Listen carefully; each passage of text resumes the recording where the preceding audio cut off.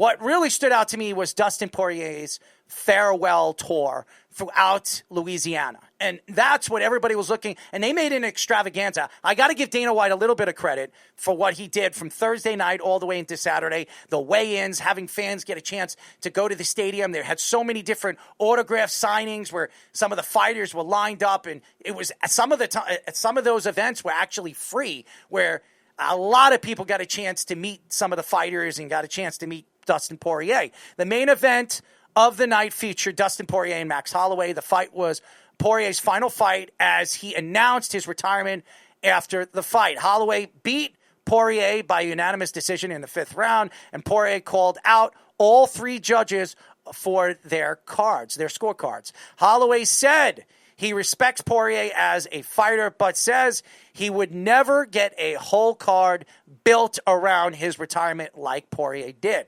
Holloway now has a 27-8 career record and moves to 5th in the current UFC lightweight ranking. Poirier finished his UFC career with a 30-10 record, with 15 of those 30 wins by knockout, 8 by submission, and 7 by decision. And Speedy loves to put these numbers, and nobody really cares about. All they care about is the 30-10 record. And I want to bring Jake in because I know he's a real big UFC fan, so he can join us and we can talk about this fight. The card was horrible. And Dana White, I know he wanted to put it together, and he wanted this fight to stand out from all the rest. And it did. This was the only fight that anybody cared about throughout the night. And even the weigh-ins, the way the fans really just love Dustin Poirier. He's from Louisiana.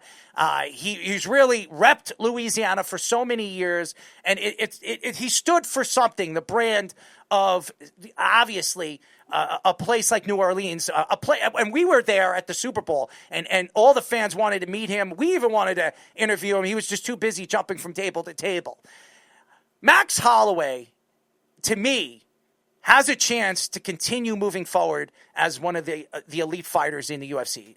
And he is obviously the lightweight division, and he could fight in multiple divisions. This guy is one of the best boxers in the UFC, one of the best stand-up fighters I've seen in a very, very long time. Problem with Max Holloway is he goes on these tendencies where he's a dominant fighter for 3 fights, and then he loses one bad fight. 3 in a row, 4. Yeah, he'll lose one bad fight, and then everybody thinks his career is over. And then he comes back and he dominates again, and he kind of hides, what he did in the fight before, the 2 fights before that. Max Holloway is one of those tough guys. He could fight. He could stand up with anybody. I would love to see him and Justin Gaethje again. I think that would be fun. These guys love to beat the hell out of each other, and those guys are stand-up fighters, and that's what you want to see. You want to go out all out brawls. Poirier's like that. Those 2 guys are stand-up fighters. They like to beat the hell out of each other. I thought it was a good fight. I just thought the way it was, the build-up, the BMF title, nobody cares about the BMF title. It was really created for Nate Diaz. Why? Because Nate Diaz wanted the bad, and I don't know if anybody knows what the title stands for. Bad motherfucker. That's what it stands for. The BMF title. So, and the fact is, Nate Diaz, ever since he lost the title pretty fast. I think he lost it against Max Holloway, if I'm not mistaken. I think he lost it against him. I'm not sure, so don't quote me on that. But ever since he lost the title, nobody cares about the title. Nobody can give a crap about the title. But it stands for Holloway. He's a tough SOB. He's a great stand-up fighter. I want to see Max Holloway get into a ring against a champion. That's what I want to see. Max Holloway has not been in a ring with a champion for a while. And again, this is not a real championship.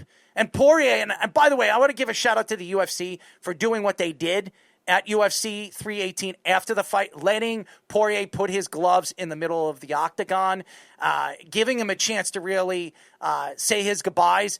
This is something I thought Dustin Poirier should have walked away after he beat Conor McGregor the second time.